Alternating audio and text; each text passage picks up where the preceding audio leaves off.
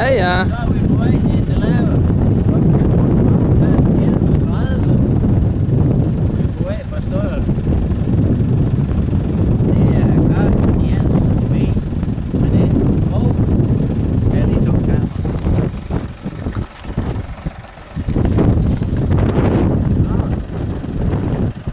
Og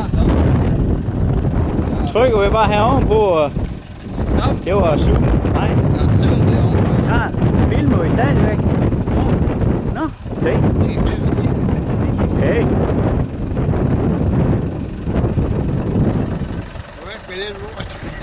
Det er veteran, der siger her en. Ham skal vi lige have med. Han er nær svig sådan her.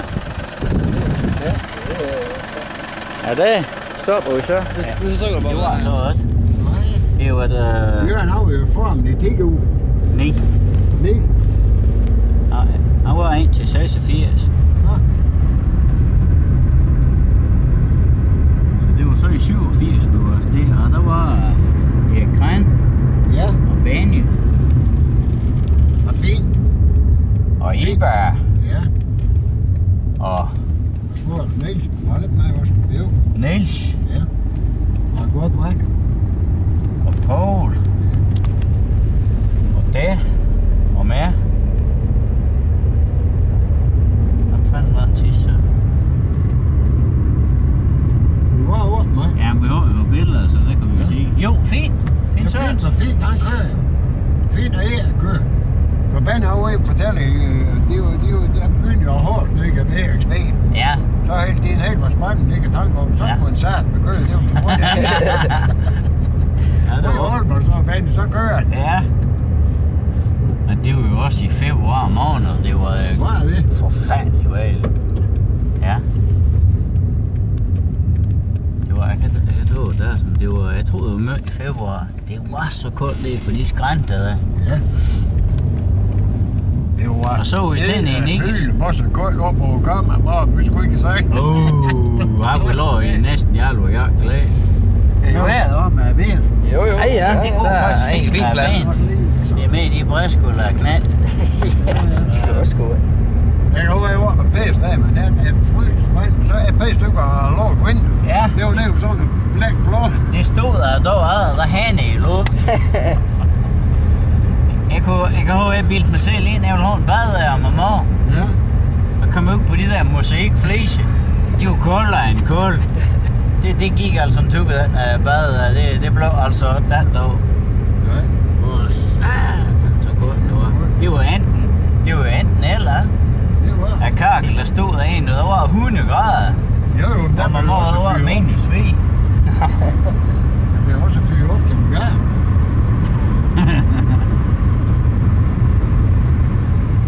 Så sagde jeg, så du den sms, jeg sendte til det? Jeg har sgu ingen sms, hit. Nå, sagde jeg. Jamen, jeg sendte ellers hjem til dig, jeg skulle høre, om vi skulle møde. Det er forbandet sms, jeg kan sgu ikke finde ud over.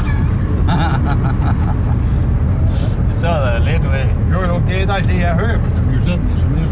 Nej, men så blinker han jo næste år. Nej, jeg blinker sgu ikke. Jo. Men den kører bare. Så er der sådan en brøv. Ja. Den skal sgu nok vise. Ja, den kører nemlig an også der. Det er ret. Ja, det er med det. Men nu skriver de så, at det er fandme helt ikke, de skriver i for det og det, og så er det for mig. Ja, så Jo, men den der med, at man lige får sådan en reminder, den er egentlig god. jo. Men det er jeg sgu nok godt. Jeg er også blevet sådan til, hvis nu skal til tandlæge eller de andre ting, så får lov ind der, eller der møde og de andre ting. Det er sgu også nødt til, hvis det er noget, der er ude. Jeg kan altid håbe, men så er han jo KF-møde og sådan noget, der får ud en måned før. Det kan jeg altså ikke. Jeg har fået kigget på en kalender. Det var en godt dreng. Skyd så. Jeg troede fandme, det var en rev, men så kunne jeg se, det var en hund. Det er lige meget, råbte han på lidt skyd for helvede.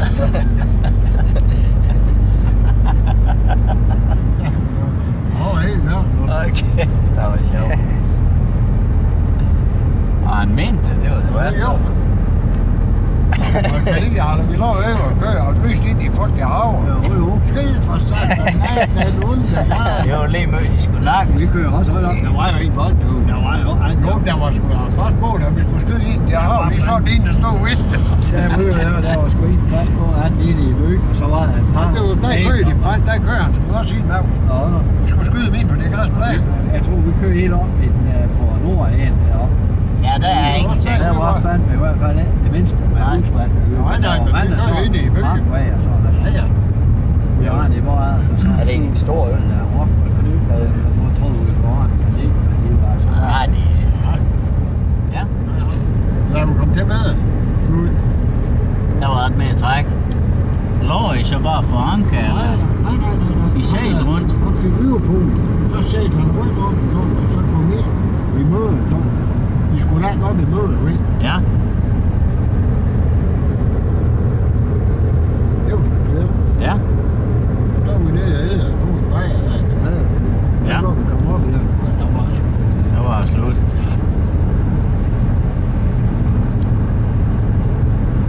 Det skal jeg så lige vende sig til.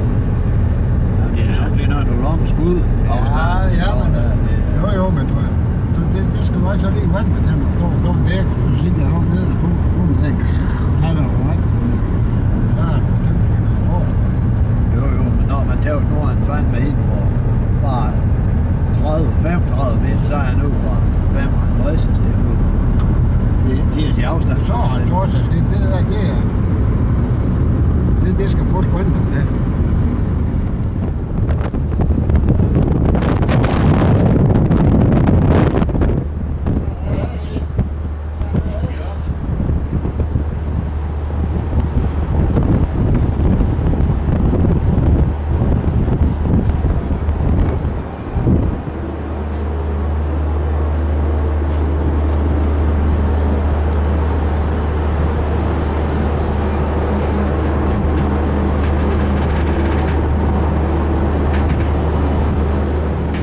Vi er nu ombord på færgen. Står flittigt i kø til kiosken. Så vi er spændt på, når åbner og bliver tolvfri. Tax-free. Kommer lige nu at få tolvfri lige på minutter. Det vil ikke være helt ringe. Overhovedet ikke. Det var det ikke.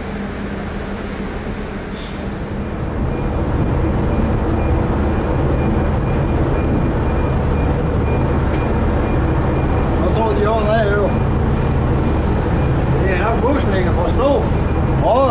Ja, det er over. Man kan se, der lå sådan, den der frem, der ligger her i. Det er sådan, ja, over.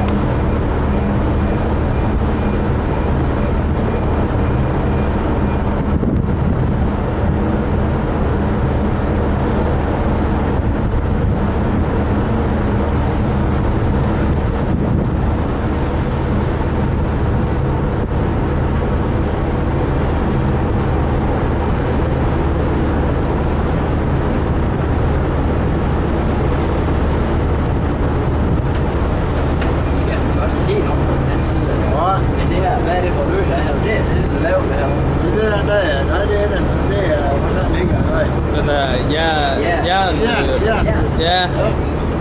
Så skal vi helt op på en anden side, tror jeg, derovre. Ja. Du kan også høre, hvad han sagde, han sagde, at det tog en times tid. Så hvis den er far, så kommer vi okay et stykke. Ja.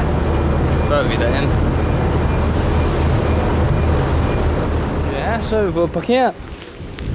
Så har vi fået parkeret og er på vej ind på Gro.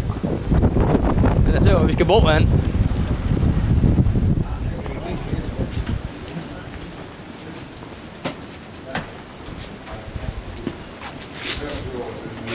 Kan man sige. Jo, det er 25 år siden vi var her. Okay. Men det var så med, hvor vi boede i hans hus. Han havde en hus. Jeg har hus derude, ja. Jamen, det er rigtigt. Så det er en par dage siden. Der er simpelthen fotosætten. Ja, vi skal have dokumenteret det. Det er vi nødt til. Er der en af jer, der lige vil skrive på den der? Ja, nok den eneste, der kan se, hvad der står. Det er det, der står. Jeg kan roligt skrive. Det er det, der står.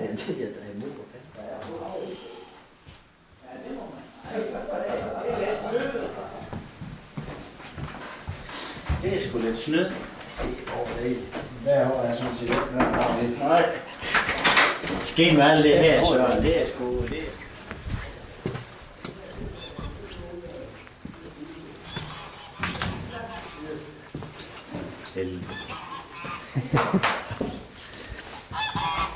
Nu skal du det nu.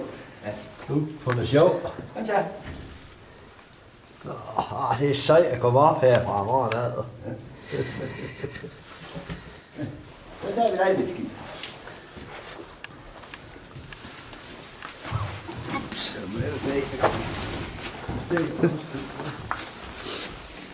det der, det er jo, det her med en dag, men jeg skal nu have, hvad hedder det, min stemmer på dem.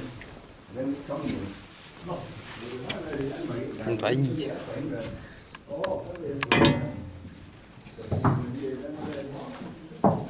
Nå, han gik ud på den.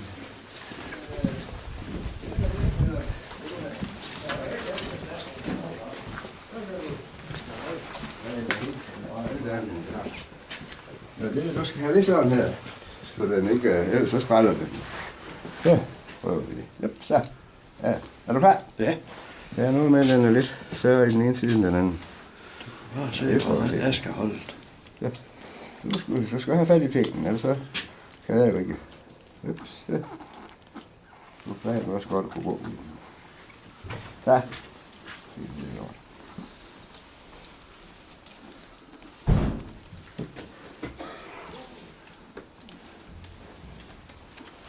Ja, det kan jo svare sig det der. Det kan du nok se. Læst. Så.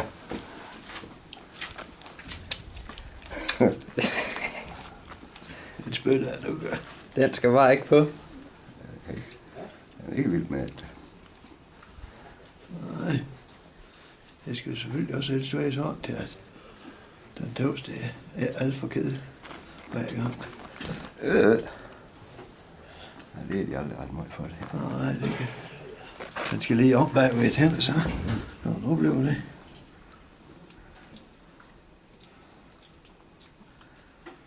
Det er nærmere. Nu skal du sgu af den af.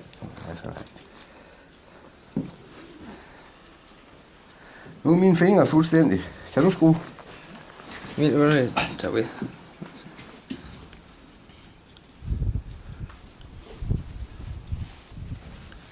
Det er snart også så synd. Den gider da ikke, du.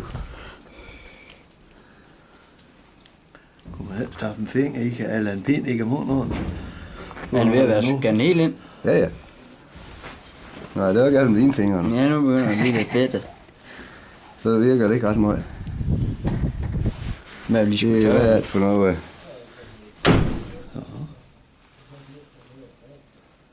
Ja, det er jo Så kan man ikke få en skruetrækker i brug. Og bare den har jeg tandkød i klæ. Ja. Ej, der skulle man nok spejle. Ja. Nu så se, vi har noget et sted. Nu bare den ikke krasset sig. Det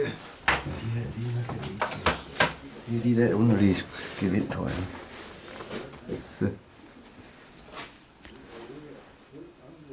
Hvor dem du skruer ind, hvor de sætter sig ind hen på det. ind bagved tænderen. Sådan der. Den ikke kan bide den. Ej, nej.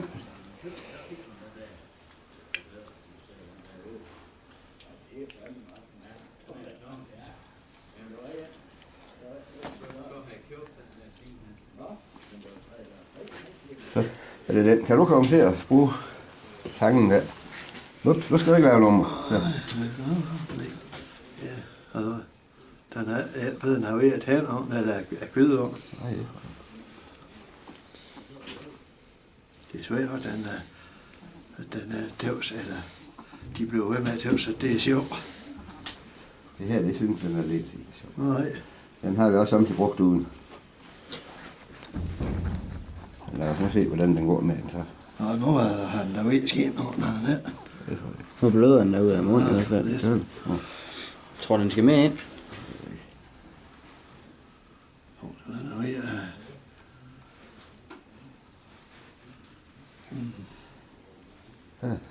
Vi skal se, hvad der sker. Ryger den af, så bruger vi nu. Så er vi på vej ud til Sået. det er ved at være så småt klar det hele, så det skal nok blive godt.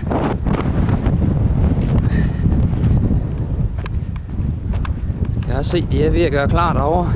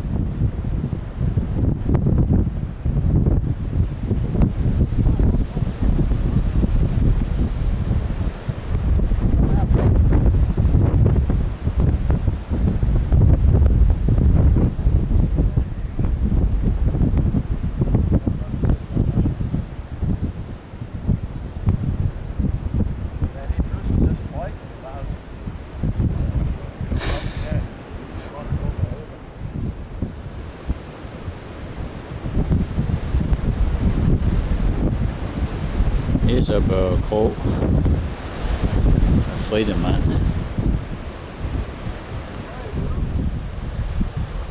Sprøjt og rundt med. Og Jens han lader dig møde sig med. Det er fejl med det år. Så er det lidt for det. Ej, ikke har tålt, hvis du skal gå med. Kom. Der kom den rundt.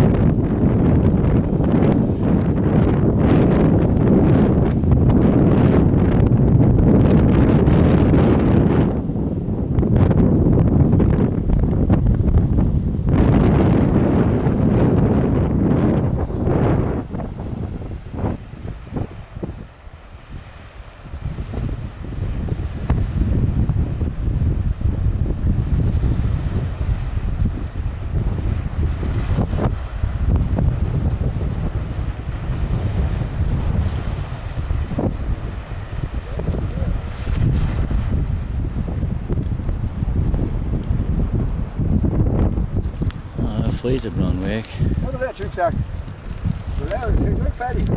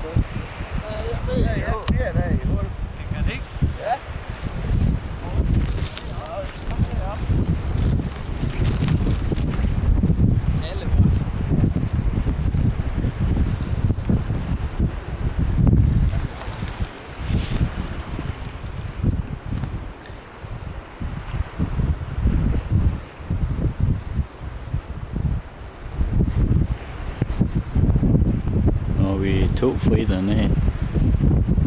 De kan hjælpe hinanden med at finde op. Så vi lige set en kanin, der var i skrænten, som rendte tilbage igen. Stiller vi os an og så vældig klar, altså. Om den skulle komme op igen.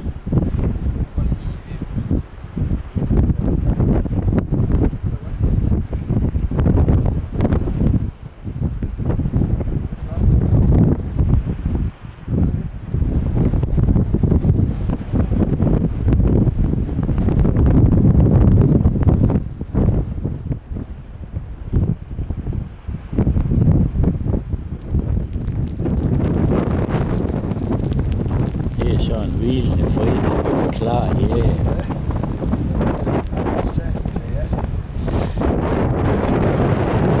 Og der står mullen her, som vi transporterer rundt på. Her er den her tynd læ herinde. Og vi har vores 70-årige Børge Krog herovre, han slider på os. Og få Jens med over. Jeg tror Jens han er ved. Jeg var lidt træt. Det er landingsbanen derovre. Her var på nærmest brugen hjem, så kunne det være bilen løst.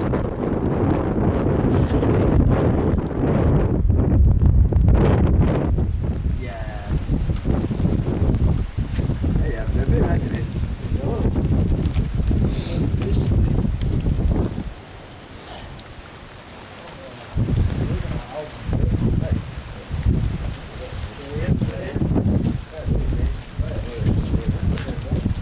Ja, det er klart.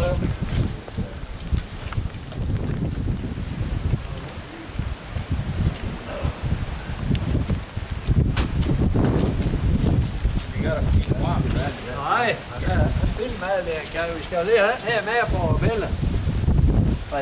Ja. Fritz. Ja. Nu var der det under se nu. Der er det større bag.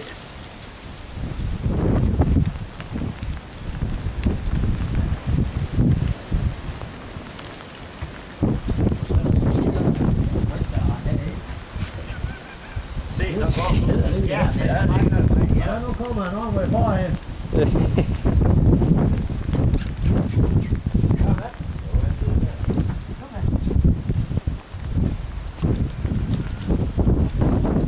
Det var en helvedes tur.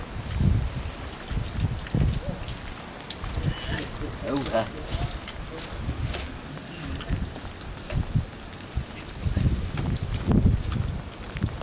Det er ikke en skub med det. Så må han helt for ud. Ja, det er også. Så må han.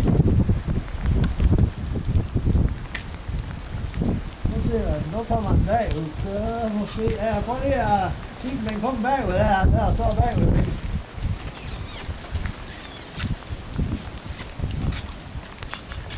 Det er dygtigt nu. Kom over dig. Jamen, jeg holder en patron med. Ja,